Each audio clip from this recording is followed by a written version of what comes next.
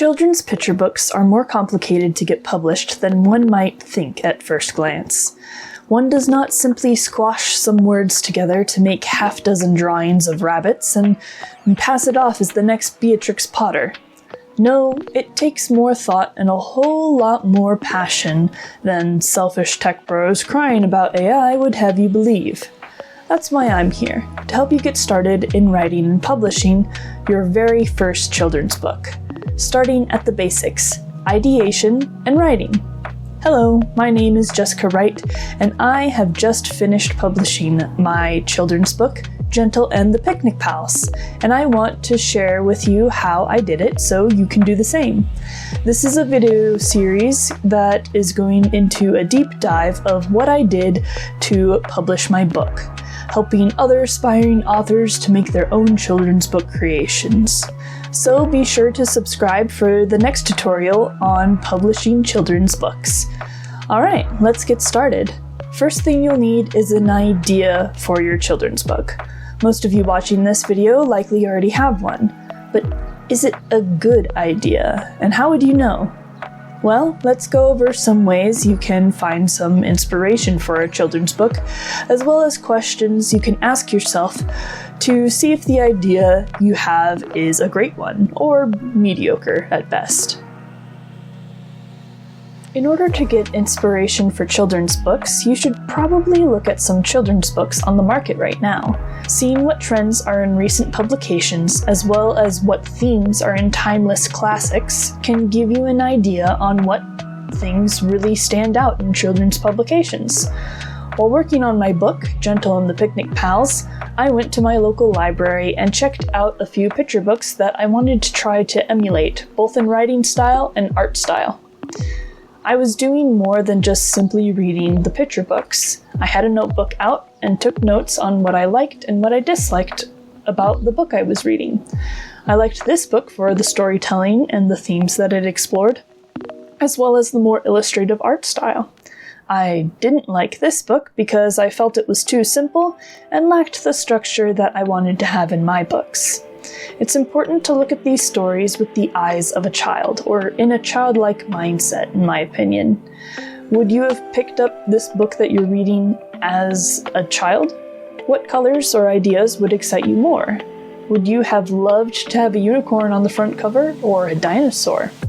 Seeing these examples out in bookstores or libraries will help your childlike mind grow and make your story more excitable to young readers. If you already have an idea, I'd still highly recommend you look at other children's books and compare ideas. Count how many books have similar ideas to yours. Think how you can put your own spin on the idea if your idea is very common. What colors and drawing styles do you have in mind with your idea? What plots do you think would work well with the idea? Read some of these books and think about your own voice as an author. What author voices inspire you? What sort of vocabulary do they use for their young readers? Take note of these things and save them for later to really mold your book idea into your own. Now that we've got your childlike mind expanding from other people's works, we can identify another great source of inspiration: your childhood. Think about when you were a kid. Did you have any funny childhood moments? Any sad childhood moments? Scary, dark, happy, or encouraging moments? Break out childhood journals if you have them, or childhood movies and video games. Go visit the old park that you used to play at as a kid, or ask your parents for good stories they have of you as a child. You'd be surprised how much inspiration is locked away in your childhood memories. For my book, I remember going on family picnics frequently as a child. I was never the kid who liked it when a frog or a bug came by our picnicking spot. How dare we go out into nature and the nature intrude on our meal? Very silly, but also relatable to many children who go outside a lot. But then I also had cousins and friends who loved animals and our creepy crawly visitors.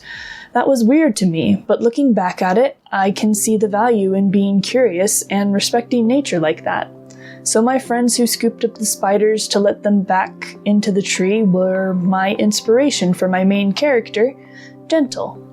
If you've already got your idea, think about how your childhood experiences would shape your perspective on the idea. What experiences from your childhood could make this idea even better, give it more depth and meaning? If this is a children's book that you really don't want to add a ton of meaning to, then why would little you be so excited to read this book? Why would you, as a child, want your parents to read this book ad nauseum to you before bedtime? Or why would you read it yourself as a child? Think about these things and write them down so you don't forget the essence of why you want this book to exist for little kids everywhere that were a little bit like you. Inspiration can come from anywhere, but if it can, it definitely should come from your target audience. These are going to be the kids that are reading your book, so getting ideas from them is a goldmine. I personally don't know any kids. I'm a single lady whose friends and their families all live over the entirety of the USA, so I don't usually hang out with children. But I'd imagine the inspiration idea would be good for people with kids or who have nieces and nephews. It would work well for teachers too. And I mean, I've been on the internet for long enough to know that kids say the darndest things, so take some of that peak comedy or the perspectives of kids in your life and use it as ideas to make picture books. If you've already got your idea, using the perspective of a child is always helpful. They will straight up tell you if your idea is trash. They won't even bat an eye for hurting your feelings by telling you so. Well, some might. I was definitely one of those children. Now that we have the idea, or even multiple ideas for children's picture books, let's get to the fun part. Actually creating the book. There are multiple ways to start out. Some people start with pictures, others start with thumbnails showing what the book will look like. Personally, I started with the writing, and I'm not going to sugarcoat it. Writing is the easiest part of making a children's picture book. But there are a few things that you should look out for while creating the manuscript for your children's picture book. First, you need to work on your vocabulary skills. Some adults find it difficult to write for children because they are so used to using big words in their everyday speech. And I'm not talking about weird big words like defenestration. I'm talking about basic words like vulnerable, controversy, educate, information, celebration, empathy, justice, bewilder, resilient, gaze, retorted, even the word vocabulary. The list can go on and on and on. Using a simpler vocabulary to help the young reader understand what is going on can be a big balancing act that is hard to decipher, another big word, due to your impressive adult vocabulary. I'd personally recommend reading books that are for your target age range to see what other authors' vocabularies are like, so that you don't end up confusing the poor child. That being said, there is no rule that you can't use big words for a child reader. For example, I wanted to use the word veterinarian, but that's a huge, long, and difficult word for the readers that I'm aiming for. But the story didn't really work unless I took the characters to a veterinarian, and saying a doctor for animals just seemed clunky and weird to refer to in the text, and the term vet just also seemed alien to me if I substituted that for the longer word. So I kept the longer term and explained what the word meant after it. I turned a long, difficult word into something that the kids who read my book could understand. I made it a learning experience. There is still a balance to these things. You can't go explaining every other word to the poor kid, otherwise they lose interest. But using 1 or 2 longer words is not the end of the world. Another thing you should consider is your writing style for your children's book. Writing styles look very different for children's picture books than it does for novels. While writing styles for novels usually consists of vocabulary choice, how you explain a scene, how you weave together words to describe something. In picture books, usually it refers to the basic type of writing that will be present in your book. I'll explain that a little better in a quick lightning round of what some styles can look like in children's books. Past tense. The narrator is telling a story that happened to them or to another person. Present tense. The narrator is telling the story as the events are going on the page. First person. The narrator is telling a story about themselves. Second person. The narrator is telling a story about the reader or directly addresses the reader as a character in the story. Third person. The narrator is telling a story about a character in the story. Rhyming books. The book rhymes words with itself, usually in a poetic way. Story-driven books. The book tells a story with a beginning, middle, and end. Automatopoeia books. The book focuses on sounds in the story that get stuck in children's heads, then are easily repeatable. Pictures only. The book tells a story with no words, only pictures. While there is no right or wrong version of how your picture book will be written, you should at least be aware of the types of children's books out there so that way you can choose the best style to suit your story's needs. Next, consider the length of your children's book. This will be very important for illustrations and page setup later down the line. Usually, children's picture books are anywhere from 0 to 1,000 words long, reaching about 32 pages long on average. That's including the cover pages, the title page, and the copyright page.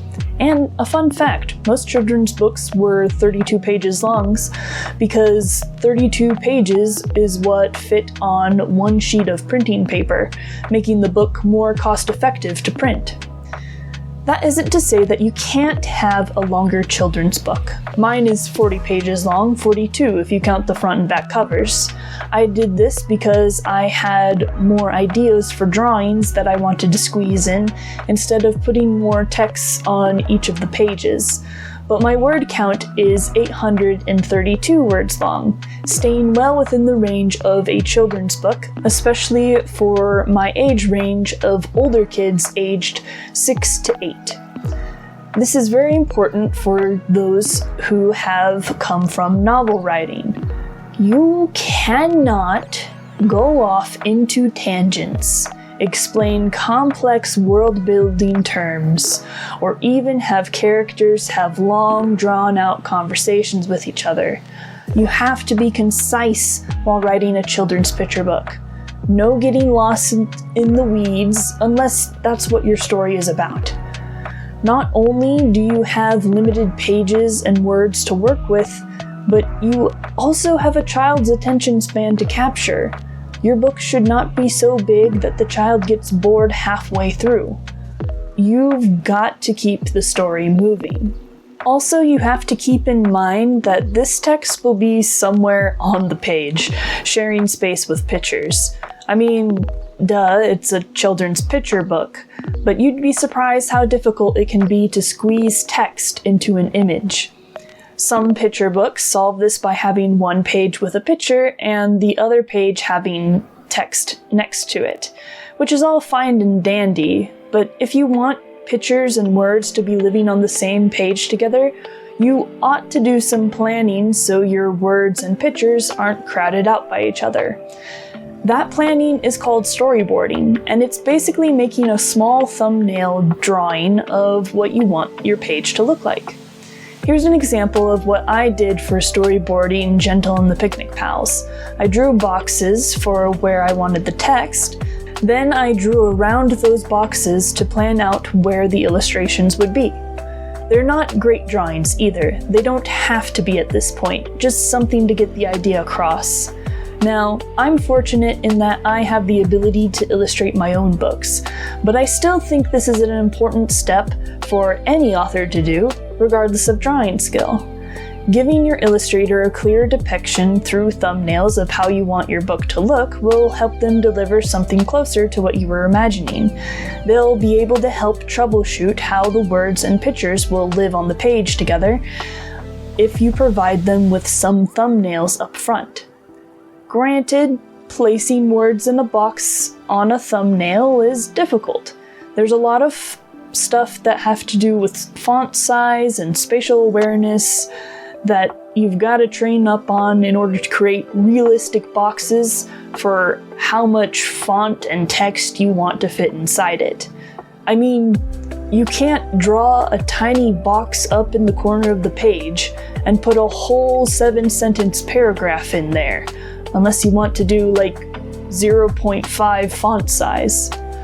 So, to practice those graphic design skills, test it out in Microsoft Word or whatever writing software you want.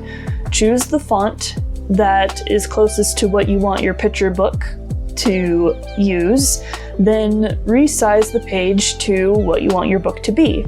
Type in what you want on the page and see how big it is. Resize, readjust, then make the box on your thumbnail. Drawing the thumbnails takes longer this way, but it will save a lot of headache when putting your book together in the future. The last thing I want to share about writing a manuscript for a children's picture book is to edit it before you draw it or commission artwork. It is deceiving how such a little amount of words needs so much editing. Granted, I did not pay an editor to look over my manuscript. 800 words isn't even a page's worth of writing on a normal sheet of paper, and I have a degree in English, so I was pretty confident in editing my own work. But I still showed it to people that I trusted to tell me what they thought of it, doing developmental editing, voicing their concerns about different parts of the book, as well as catching some spelling mistakes I couldn't catch on my own editing sessions. I showed some of my English degree friends from college, as well as other friends and family that were around me. I'm pretty lucky to have a big support network of people for edits, so I didn't need to pay an editor. However, if you don't have that network or support, then and only then would I consider hiring an editor. I think the standard rate is 8 cents per word, but I could be wrong. I recommend going on sites like Readsy to hire an editor there. But again, if you find people who just want to read over your book, like librarians, bookstore people, or even a free writers club, then you don't need to spend a ton of money on editing. You just need to edit your book. Even if you think it's great, I guarantee you someone will save you from embarrassment if you let them edit it before proceeding with the publication process. That is the end of the ideation and writing section of this tutorial. Next time we'll be going over the pictures in your children's book, choosing an art style, as well as giving you tips and tricks to make sure your illustration fits into your book smoothly. However, if you don't want to learn how to draw and rather hire an illustrator, I will have a video on how to hire an illustrator coming out very shortly. If you want to be notified when all the sections of my tutorial on how to write a children's book comes out, please consider subscribing and turning on notifications. Otherwise, check out my book, Gentle and the Picnic Pals. The links to buy it are in the description down below. I'll see you later. Bye!